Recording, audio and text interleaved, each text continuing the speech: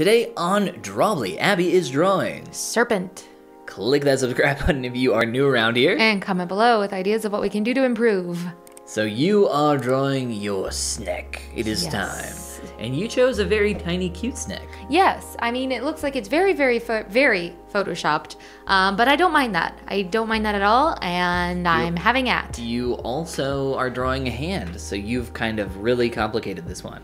Yes, intentionally. I really wanted to draw a hand, so this was a great way to combine an idea for one of our prompts and include a hand in it, and include an object interacting with a hand. Whoa. This person has some very big knuckles, big joints. I'm into it. Some very cool fingers. Yeah. Yeah, I actually did a sketch layer for this one because it's all so intricate in how it like interacts with each other.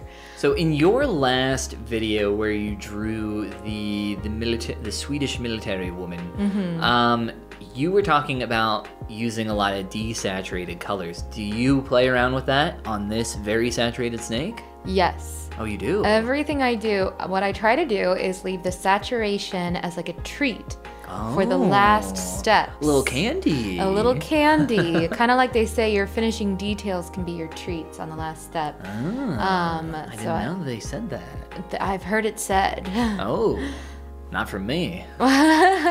From artists on the tube. I think finishing details are useless. I think they're fun. They're pointless. Yeah, they're kind of fun, I guess. Fun is pointless, but it's fun. I wouldn't personally say it's fun. Like when I'm sculpting a really, detailed final piece, for a character, I'm not like sitting there, wow, I'm having so much fun. Fair enough. Most of the time. Sometimes it's, it's when you add that sparkle to the eye that makes the eyes look all wet and alive. The reflection, yeah, I often, or the farkle. Yes. I often put that in early and I just keep it on a top layer and paint underneath it just because it makes the eyes not feel as dead, like having that reflection in there. Do you put a little eye reflection in your snake's eye? I do. Oh, you do? Kind of, yeah. The snake, I don't know. I had some things I liked about what I did with this whole piece and some things I didn't like that much. Very common. Yeah, definitely. So I can talk about that. What did you like about your snake? Let's start there. I liked how I stuck to using the desaturated colors. I like that too. I think that's really cool. Yeah, and then saturating more at the end. I thought my placement of all the foundational pieces was pretty decent in terms of, where everything aligns with each other. Things I did not like was my finished line work that appears on the final image. Oh, okay. Which I certainly could have refined even more, but at some point, you're just ready to let a piece go. You're ready to say, I'm ready to work on something new now. Bye, Butterfree. And this isn't for a client. Yeah, bye, Butterfree. Get out of here, Get out of here, Airbud. Yes. Bye, buddy. I hope you find your dad. Do you know what Bye Butterfree is? Yeah, it's from Pokemon. It's the saddest episode in Pokemon ever. That's what they say.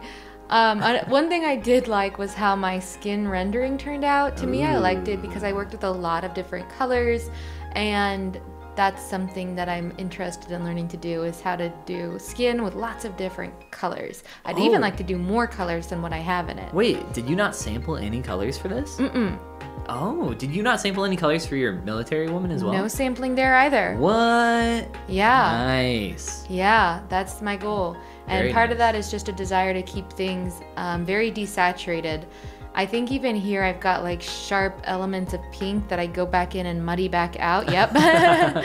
Just because I want to save that for last as much as I can. These colors are too good.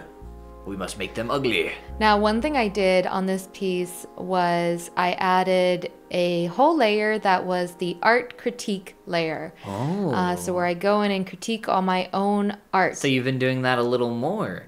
If what episode did we do that? Oh, your hero. Yeah. So if you guys haven't seen Abby's Thor that she painted, I taught her a little practice called what do we call it? Or what?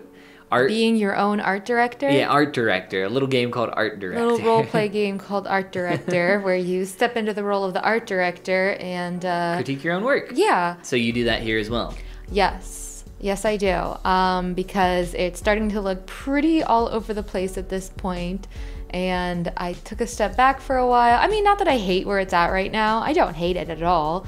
But it's not done. It has a lot of really messy areas. And I need to go through and make a list. Fix eye. So this is your self-critique. Yes. You're going in, you're circling things, you're like, muddy everywhere. This bad, this okay.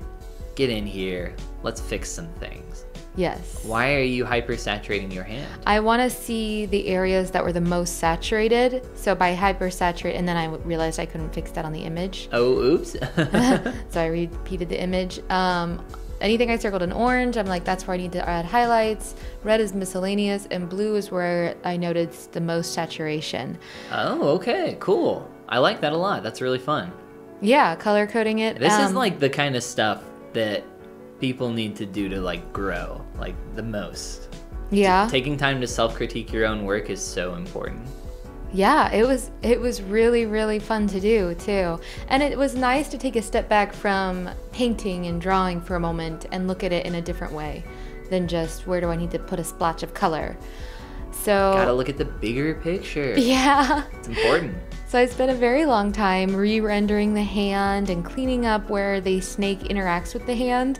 I never did fix it all the way where the snake goes between those two fingers there. Oh, I see that. So yeah, that's gonna, don't expect that to look a lot better. Oh, that's okay. That's okay. But I did, one of the rules I made for myself at this point, and I even wrote it there, was work without the line layer, because the line layer was just this whole other sloppy thing that was confusing me. A lot of the time, if I'm not liking my lines, I'll just fade down the opacity on it. That's what I should have done, because like I was saying, there were things about this piece that I ended up disliking, and one of them was when I turn the line layer back on, and even after I clean it up some, I still feel like it didn't do a lot to add to the work. It needed it, like it didn't do well without it. But you don't want to like sit here and work without your lines for a really long time and then just turn them back on later. Maybe you do. Well, you're like, here, this is your work. You're working on your painting and what it looks like now, and then you're just adding something on top of that after you've made all these changes. It's gonna feel really off. You're better off just leaving it off, or just like repainting some lines here and there. I think you're right. So right before I turn the lines back on, we'll have to appreciate how it looks without the lines, because... Well, you can turn... do you turn them off for the final image? Or No. No? Oh, okay. All right. Well, there you go. There you go. Maybe some decision making for the future. Yeah. Hey, I learned so much. I liked how the pinky nail turned out a lot. I like how the pinky nail turned out too. It's a very good pinky. Yeah. Speaking of hands or fingers, my fingers are absolutely destroyed right now.